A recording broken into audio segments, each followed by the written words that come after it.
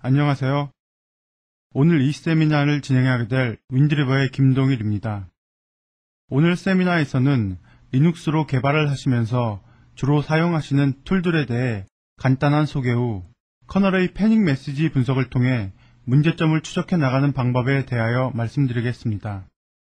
더불어 저희 윈드리버에서 제공하는 워크벤치 툴을 사용하여 커널 모듈에서 패닉이나 시스템 행이 발생하는 경우에 대한 디버깅 예를 보여드리겠습니다.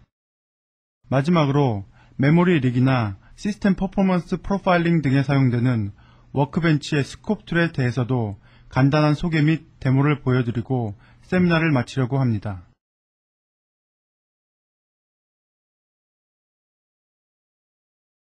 리눅스로 시스템을 개발하시는 경우 프로젝트 전체 개발 시간을 보게 되면 실제 코딩을 하는 시간보다는 코드 안에 있는 버그를 찾아내는 디버깅과 수정한 코드를 테스트하는데 더 많은 시간을 소비하곤 합니다.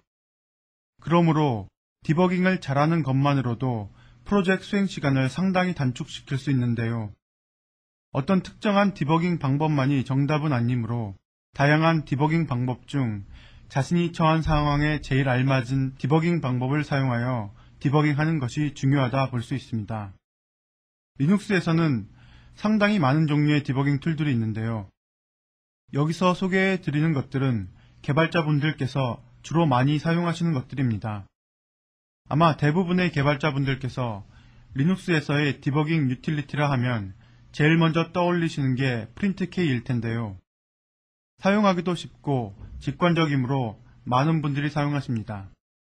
하지만 인터럽트 핸들러나 타임 크리티컬한 부분에 프린트K를 너무 많이 사용하시게 되면 프린트K 자체가 시스템 동작에 영향을 주는 경우도 있으므로 사용에 주의가 필요합니다. 다음으로 GDB는 GNU에서 만든 강력한 디버거인데요. 소스 레벨에서 브레이크 포인트 등을 잡아서 문제점을 트레이스할 수 있으며 메모리, 스택, 시그널, 레지스터 관련 명령 등 다양한 기능을 가진 커맨드 라인형 디버거입니다. 또한 커맨드 라인에 익숙하지 않은 개발자를 위하여 GUI를 지원하는 DDD 등 GUI를 지원하는 여러 종류의 GDB가 있습니다. 다음으로 커널 내부에 빌트인되어 문제점 발생 시 디버깅에 도움을 주는 것들이 있는데요. 리눅스 커널에는 시스템 크래시나 패닉 등이 발생하였을 경우 관련 메시지를 출력해주는 메커니즘이 있습니다. 이를 웁스 메시지라고 하며 이 메시지를 분석함으로써 문제점을 백트레이스하는 게 가능합니다. 그 외 리눅스의 프락 파일 시스템에는 현재 동작 중인 리눅스 시스템의 다양한 상태 및 컨피그 정보를 담고 있으므로 디버깅하는데 중요한 정보를 제공할 수 있습니다. 다음은 덤프 메커니즘으로 시스템 크래시가 일어났을 경우 웁스 메시지보다 더 자세한 정보를 얻기 위해서는 리눅스 커널 크래시 덤프, 즉 KRCD나 K덤프 등을 사용하여 시스템 메모리를 전체 덤프하여 디버깅할 수 있는 방법이 있습니다. 웁스 메시지에 비해 더 자세한 상태 정보를 얻을 수 있으나 설정이나 사용상에 약간의 복잡함이 있습니다. 그 외에 시스템 행이 걸린 경우에 몇 개의 키 조합으로 시스템 정보를 출력해주는 매직시스 리퀘스트 키와 JTAG 포트와 연결하여 하드웨어적인 컨트롤을 통해 디버깅하는 JTAG 베이스드 툴이 있습니다.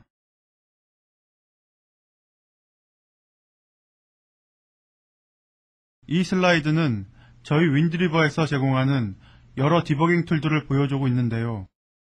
저희 윈드리버에서는 앞 슬라이드에서 설명드린 주요 툴들의 기능을 포함하며 동시에 윈드리버만의 고유한 툴들을 포함하는 워크벤치라는 이클립스 베이스 통합 개발 환경을 제공합니다. 슬라이드에서 볼 수 있듯이 워크벤치는 디자인 단계부터 테스트 및 필드에 깔리는 디플로이먼트 단계까지 개발의 전 과정에 사용되는 많은 디버깅 툴들을 포함하고 있습니다. 또한 유저 인터페이스를 워크벤치를 중심으로 일관성 있게 유지하므로 여러 종류의 벤더 툴들을 사용할 경우 각각의 사용법을 새로 숙지해야 하는 번거로움을 덜어드립니다. 각 툴에 대한 소개는 이전 윈드리버 2세미나 자료를 보시면 자세히 소개되어 있으므로 참고하시기 바랍니다. 그럼 본격적으로 커널 디버깅 방법에 대해 알아보도록 하겠습니다.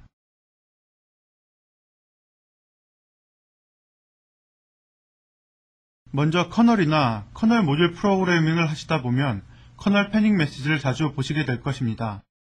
커널 디버깅이 어려운 이유 중 하나로 커널이 오랫동안 정상 동작을 하다가 하루, 일주일, 심지어는 한 달 후에나 패닉이 발생하는 경우 등이 있는데요.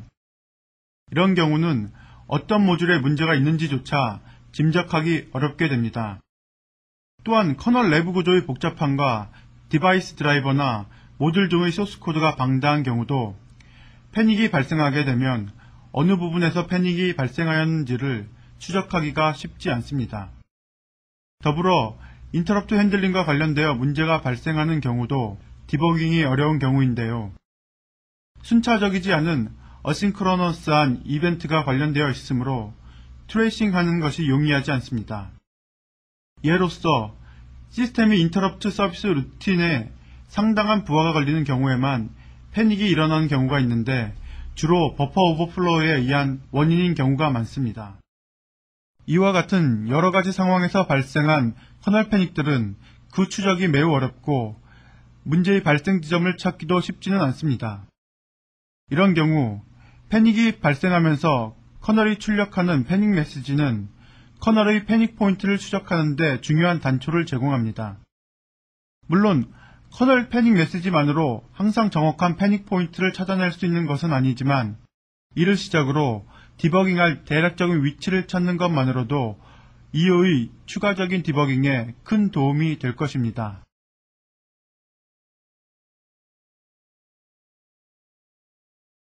커널 패닉 메시지를 이용하여 커널을 디버깅하기 위해서는 커널의 이미지와 커널 모듈이 로딩되는 어드레스 영역에 대한 이해가 필요합니다. 리눅스 커널은 초기화 과정에서 MMU를 사용하는 가상 주소 공간으로 모든 어드레스를 매핑하게 되는데요. 그 시점 이후로 사용되는 모든 주소 공간은 가상 주소 공간이라고 보시면 됩니다. 그림에서 보듯이 커널은 가상 주소 공간 OXC0로 시작되는 어드레스 번지로 로딩되는데요. 커널 컴피그에 의해 로딩 주소의 변동은 가능하지만 거의 대부분 OXC0로 시작되는 어드레스 번지를 사용합니다. 사용자의 목적에 따라 부팅 후에 로딩되는 커널 모듈의 경우는 커널 스페이스로 로딩이 이루어지기 전까지는 픽스드 어드레스를 알 수 없습니다. 모듈을 로딩하려고 하면 커널에서는 필요한 주소 공간을 확보한 후 해당 주소 공간으로 모듈을 로딩하게 되는데 일반적으로 OXDX로 시작하는 번지에 로딩되는 것이 보통입니다. 이 어드레스에 대한 이해가 중요한 이유는 커널 패닉 메시지를 통해서 알 수 있는 많은 정보들이 위 주소 영역 내 어드레스 값을 기반으로 하기 때문입니다.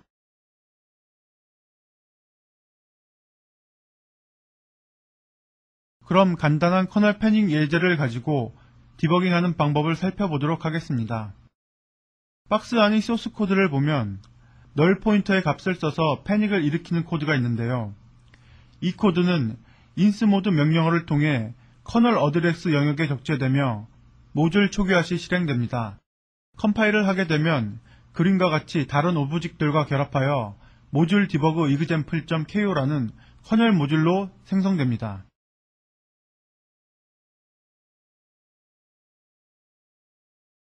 그럼 이번에는 앞에서 컴파일하여 생성된 모듈 디버그 example.ko라는 모듈의 심볼들이 어떤 어드레스에 로딩되는지 알아보겠는데요.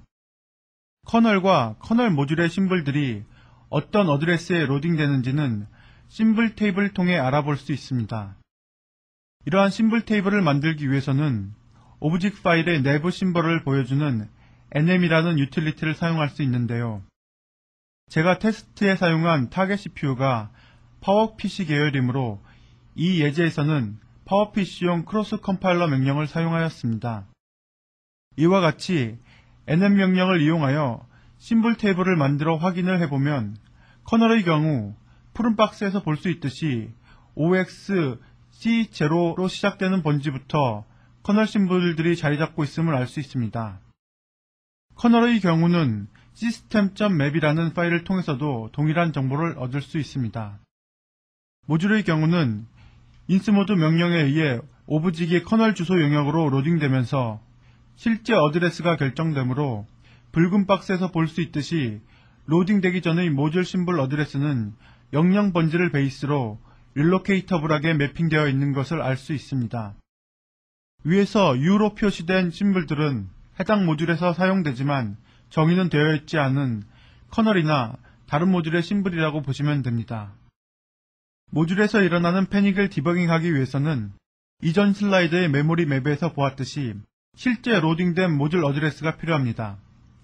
다음 슬라이드에서는 실제 모듈이 로딩되는 어드레스를 구해내는 방법에 대해 알아볼 텐데요. 기본적인 개념은 모듈이 로딩된 후 모듈 안의 특정 심볼이 가지는 어드레스, 이에서는 베이스 어드레스로부터 3C만큼 떨어져 있는 굵은색으로 표시된 init 모듈 테스트라는 심볼의 어드레스를 먼저 알아낸 후 nm 명령을 통해 구한 심볼 테이블의 베이스 어드레스를 기준으로 역산하여 모듈이 실제 로딩된 시작 번지를 구하도록 하겠습니다.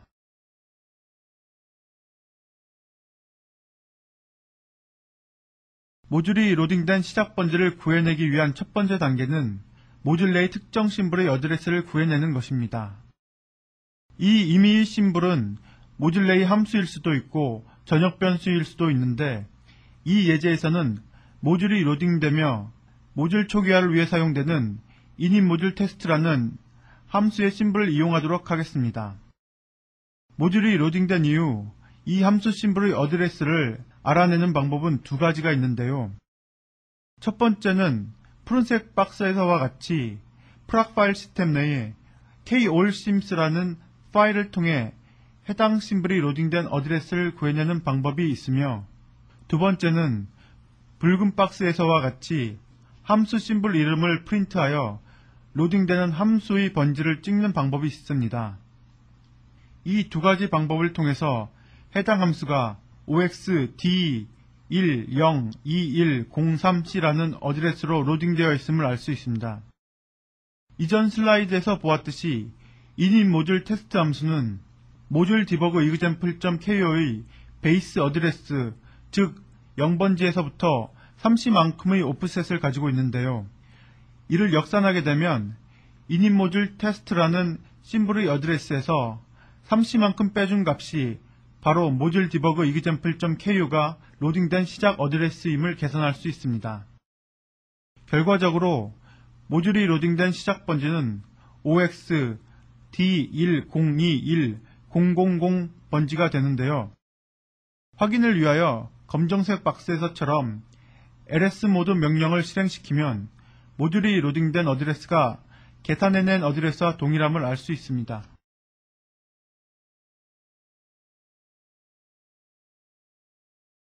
그럼 실제 예제 모듈을 로딩하였을 때 출력하는 커널 패닉 메시지를 분석해 보도록 하겠습니다.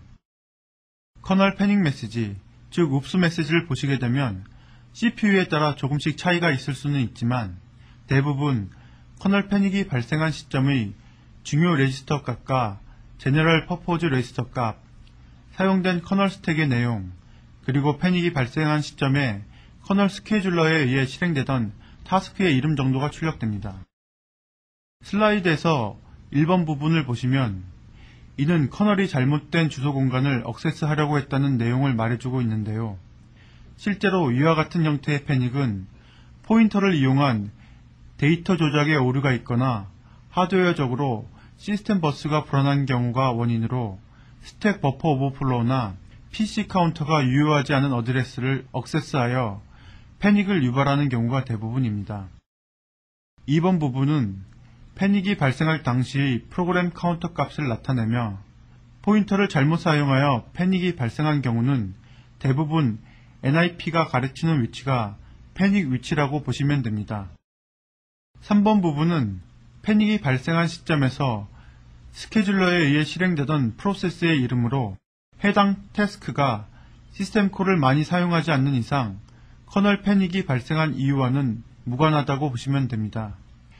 예에서는 모듈을 로딩하기 위해 인스모드 타스크가 사용되었음을 알 수 있습니다. 4번 부분은 콜트레이스 부분으로 커널 스택 내용을 기반으로 커널의 함수 호출 연결관계를 출력하고 있습니다. 맨 첫 번째 부분이 패닉이 일어나기 가장 직전에 호출된 함수 부분이라고 보시면 되는데, 호출된 함수의 관계를 역으로 추적할 수 있기 때문에 디버깅에 유용한 정보를 가지고 있다고 볼 수 있습니다. 하지만 버퍼 오버플로우 등으로 커널 스택이 깨지는 경우도 있으므로 분석에 주의를 요합니다. 마지막으로 한 가지 잊지 말아야 할 것은 위와 같은 정보를 기반으로 패닉 발생 지점을 찾더라도 경우에 따라서 그 포인트가 문제를 유발시키는 정확한 포인트가 아닐 수도 있다는 것입니다. 실제로 다른 연관 모듈에서 잘못 설정한 포인터 값 등이 패닉을 일으키는 모듈에서 사용되면서 패닉이 일어나는 경우도 있기 때문입니다. 하지만 패닉 포인트에 위치한 함수나 변수를 찾아내고 이를 기반으로 이들과 연관이 있는 다른 데이터나 함수 코드를 분석함으로써 추가적인 디버깅이 가능하므로 패닉이 일어나는 정확한 지점을 찾는 것은 매우 중요합니다.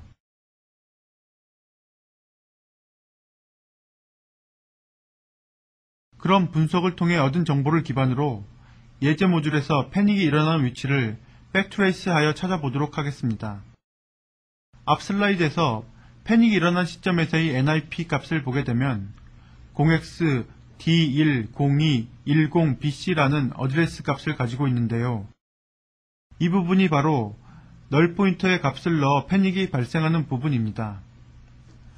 이 값은 모듈이 로딩된 위치인 0x D1021000 부분에서 OX BC만큼의 오프셋이 떨어진 곳으로 심볼 테이블 내에서 그 위치를 찾아보시면 OX3C로 시작되는 인입 모듈부터 OXD0로 시작되는 클린업 모듈 사이 값이므로 결국 인입 모듈 내의 중간에 있는 코드라고 보시면 됩니다. 이를 바탕으로 모듈 디버그 example.ko를 디어셈블 하시면 인입 모듈의 0xBC 부분이 바로 패닉이 일어난 부분임을 알 수 있습니다. 다음으로는 저희 윈드리버의 워크벤치를 이용하여 동일 예제에 대해서 디버깅하는 방법에 대해 알아보도록 하겠습니다.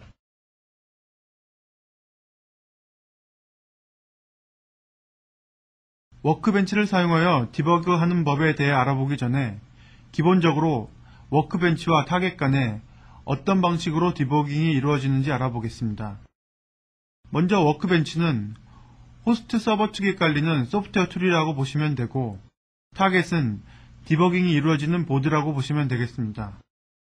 워크벤치에서 디버깅을 위해 물리적으로 지원하는 인터페이스로는 시리얼과 이더넷, JTAG이 있으며 JTAG 베이스드 디버깅, 즉 OCD를 제외하고는 워크벤치 내 각각의 개별 툴들은 타겟 쪽의 대응하는 에이전트와 통신을 하며 디버깅하는 구조로 되어 있습니다. 그럼 실제 워크벤치의 화면을 보면서 각각의 기능들에 대해 소개해 드리겠습니다. 화면에 보이는 프로그램이 이클립스 베이스의 워크벤치입니다. 윈도우와 리눅스 환경에서 사용 가능하며 여러 섹션으로 나눠져 있는 것을 볼 수 있는데요. 각각을 더 자세하게 알아보기 위해 화면을 조금 확대하도록 하겠습니다. 맨 처음에 보이는 화면은 프로젝트 내비게이터로서 유저의 프로젝트를 관리하는 창이 되겠습니다. 보시는 것과 같이 이 프로젝트의 종류에는 여러 가지가 있는데요. 커널 및 어플리케이션 프로젝트를 손쉽게 생성할 수 있습니다. 파일 뉴를 하시면 사용할 수 있는 많은 종류의 프로젝트를 볼 수 있습니다.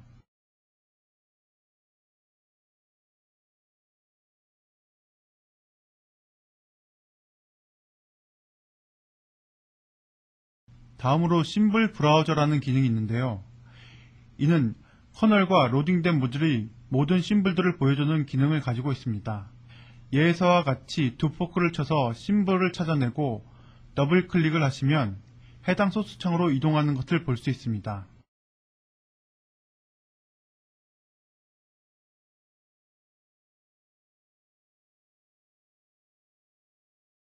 다음으로 워크벤치 툴과 타겟 간의 디버그용 커넥션을 관리해주는 타겟 매니저에 대해 알아보겠습니다. 보시는 것과 같이 하나의 워크벤치에서 여러 개의 커넥션을 동시 접속 관리할 수 있는 구조로 되어 있고요. 또한 커널 디버그, 어플리케이션 디버그, JTAG 디버그 등 다양한 종류의 커넥션을 지원함을 볼 수 있습니다.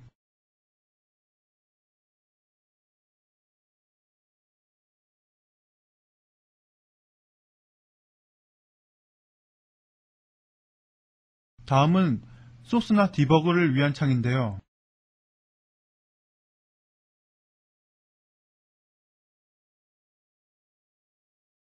VI나 Emacs에 익숙하신 분들을 위해서 에뮬레이터를 제공하고 있습니다. 또한 소스 라인에 브레이크포인트 설정이 가능합니다.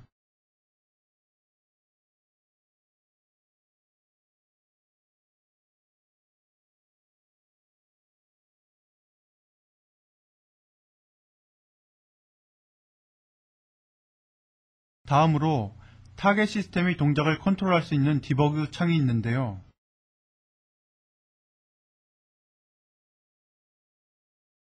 시스템을 멈추고 리점하는 기능 및 스텝 바이 스텝으로 러닝시키는 기능이 있습니다. 다음은 브레이크포인트 창인데요. 아까 소스 창에서 설정한 브레이크포인트들이 있는 것을 볼 수 있습니다.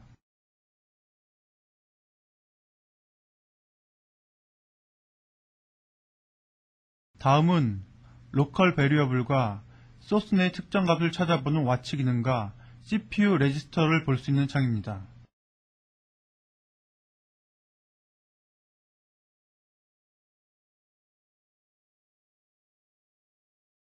다음은 JTAG 디버깅을 할 때 사용하는 OCD 커맨드 창으로 CPU의 상태 정보나 CPU의 특정 정보를 설정하는 데 사용할 수 있습니다.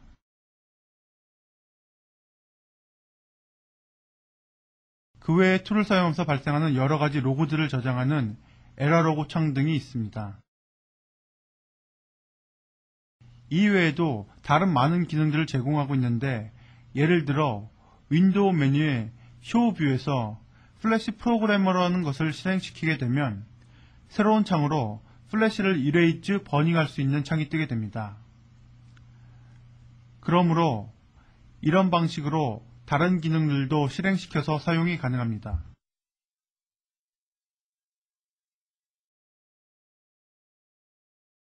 그럼 이전 커널 패닉 예제를 가지고 워크벤치 툴을 사용하여 디버깅하는 방법을 알아보도록 하겠습니다. 예제 모듈을 인스모드 명령을 이용하여 로딩시키면 바로 커널 패닉 메시지를 출력하게 되는데요. 모듈들은 커널 모듈을 초기화시켜주는 기능을 하는 sys init 모듈이라는 커널 함수를 통해 초기화 수행을 하게 됩니다. 그러므로 심블 브라우저를 이용하여 이 함수를 찾아내고 2번에서와 같이 해당 라인에 브레이크포인트를 설정합니다. 그러고 나서 인스모드 명령을 이용하여 해당 모듈을 로딩하게 되면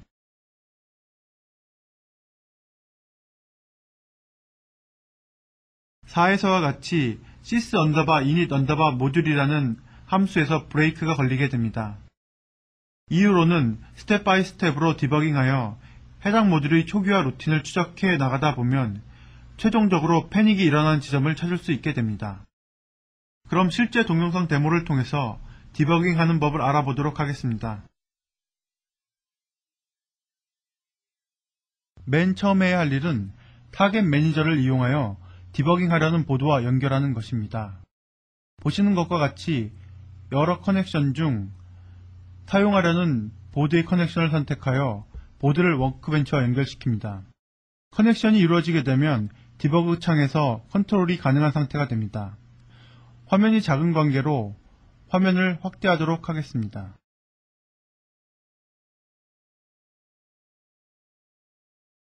그 다음으로 해야 할 일은 심블 브라우저 창을 선택하고 네임 필터 검색창에 sys init 모듈이라는 이름을 타입해 줍니다.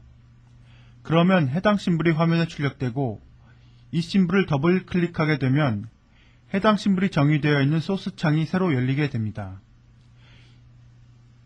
이 소스 창을 아래로 내리다 보면 모듈 화살표 init이라는 함수 포인터를 이용한 모듈 초기화 함수가 있는데 이 부분에 브레이크 포인트를 설정합니다.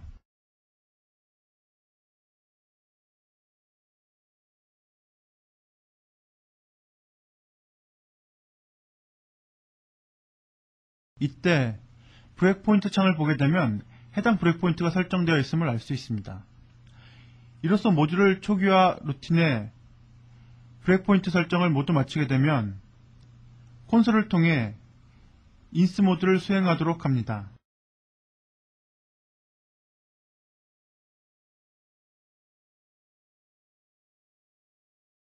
여기서 디버거 창을 보게 되면 해당 라인에 브레이크가 걸려 있음을 알 수 있습니다. 더불어 소스 창에서도 현재 브레이크가 걸린 소스 라인을 볼 수 있습니다.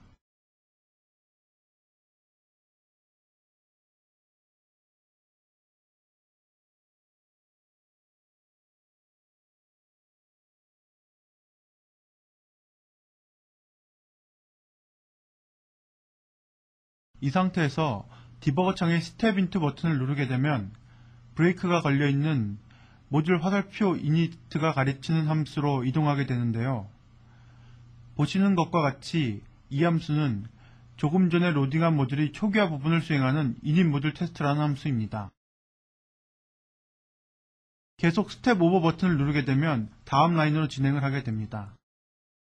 이런 식으로 디버깅을 수행하면 되며 여기서는 다시 리즘을 눌러 최종 패닉이 일어나는 위치까지 코드를 수행하도록 하겠습니다. 패닉이 일어나는 최종 코드까지 수행하게 되면 소스창은 더 이상 진행하지 않으며 타겟 익셉션 에러를 출력하게 됩니다. 익셉션이 일어난 위치를 보게 되면 0x-D10-210BC로 이전 수동으로 찾아냈던 위치와 같음을 알 수 있습니다.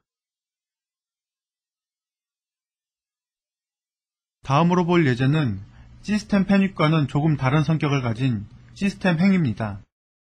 시스템 행은 커널 패닉과 같이 시스템 크래시가 일어난 것은 아니지만 일단 행이 걸리게 되면 정상 동작으로 빠져나오지 못하고 룹 형태의 비정상 동작을 계속 유지하게 되는 것입니다. 시스템 행의 원인으로는 폴링을 구현하기 위한 코드상의 버그가 있는 경우로 플래그 역할을 하는 스테이트 체크용 레지스터의 컨트롤 등에 문제가 있는 경우이며 그 외의 대부분의 경우는 리눅스에서의 리소스 쉐어 메커니즘인 스핀락이나 세마포어, 뮤텍스 등을 잘못 사용하여 데드락이 걸리는 경우입니다. 예제에서는 while문을 무한 루프 도는 인위적인 시스템 행을 만든 후 이를 디버깅하도록 하겠습니다. 시스템 행과 관련하여 유용하게 사용할 수 있는 매직시스 리퀘스트 키라는 툴이 있는데 이를 사용하기 위해서는 커널을 config magic sys request 옵션과 함께 컴파일하여야 하며 프락 파일 시스템상의 프락 sys 커널 sysrq를 통해 enable disable 설정이 가능합니다. 동작을 위해서는 alt p 플러스 여러가지 키조합을 사용하는데 이를 통해 시스템상의 유용한 정보를 알아낼 수 있습니다. 주로 많이 사용하는 명령은 슬라이드에서 리스트되어 있는 것과 같이 레지스터 정보, 메모리 정보, 태스크 정보를 보는 명령입니다.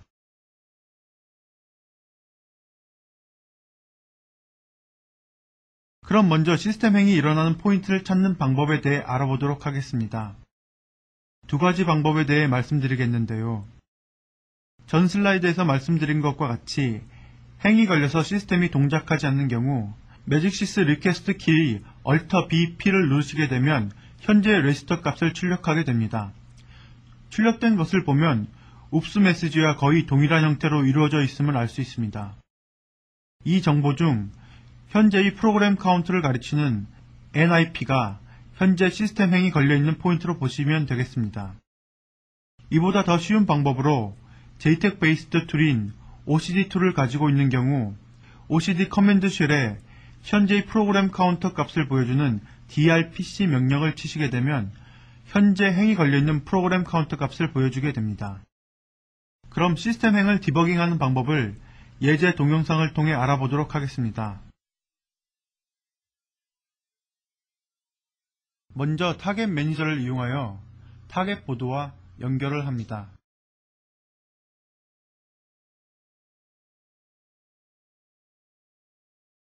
자세히 보기 위해서 화면을 확대하도록 하겠습니다.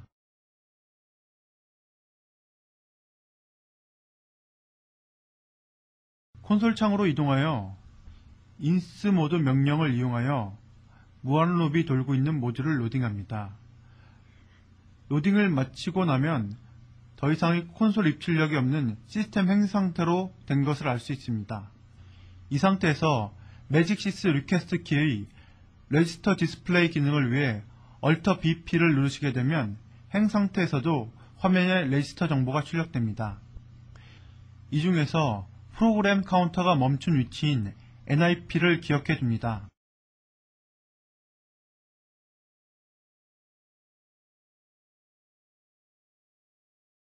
다시 워크벤치로 돌아와서 브레이크 포인트 관리창을 보시게 되면 여러 종류의 브레이크 포인트를 설정할 수 있는 옵션을 볼 수 있는데요. 이 중에서 어드레스 값으로 직접 브레이크 포인트를 설정하는 Add Expression 브레이크 포인트를 클릭합니다. 그럼 어드레스 값을 설정할 수 있는 창이 나오는데 여기에 아까의 NIP 값을 입력하고 브레이크 포인트를 설정하게 되면 바로 시스템 행이 걸려있는 포인트로 브레이크가 걸려서 멈추게 됩니다. 소스 창과 디버그 창을 보시게 되면 시스템 행을 유발하는 while 문이 있는 곳에서 멈춰져 있음을 알 수 있습니다. 다음으로 메모리 할당과 해소를 제대로 하지 않아서 생기는 메모리 릭 버그의 경우 바로 문제가 발생하지는 않지만 시간이 흘러감에 따라 최종적으로 시스템이 멈추는 등의 문제를 발생시킬 수 있습니다. 윈드리버에서는 각 프로세스에서 메모리 할당 횟수를 체크하여 이러한 메모리 릭 현상을 찾아주는 멤스코프란 툴을 제공합니다.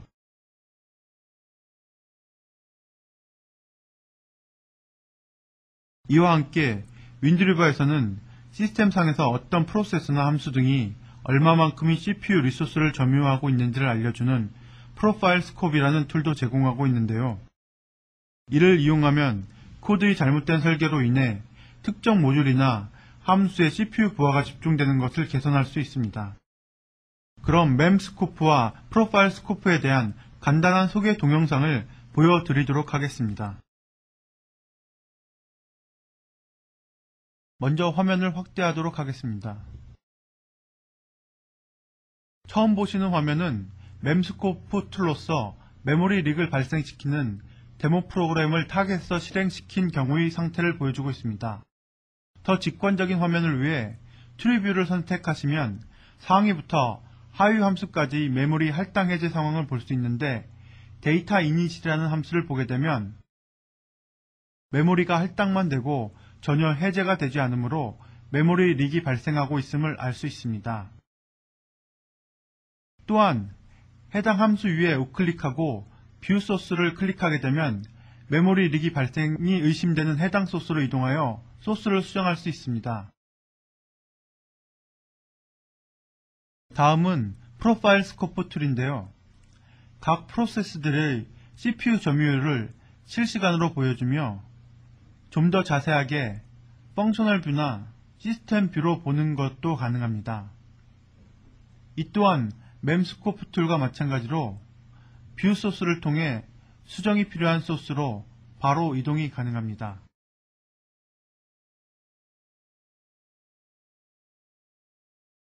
이상으로 리눅스 디버깅을 위한 방법과 이를 위해 사용되어지는 툴들에 대해 알아보았는데요. 윈드리버의 제품이나 세미나에 대한 추가적인 문의사항이 있으신 분들은 윈드리버 코리아로 연락주시기 바랍니다. 마지막으로 귀한 시간을 내셔서 세미나에 참석해주신 여러분들께 감사의 말씀을 올립니다.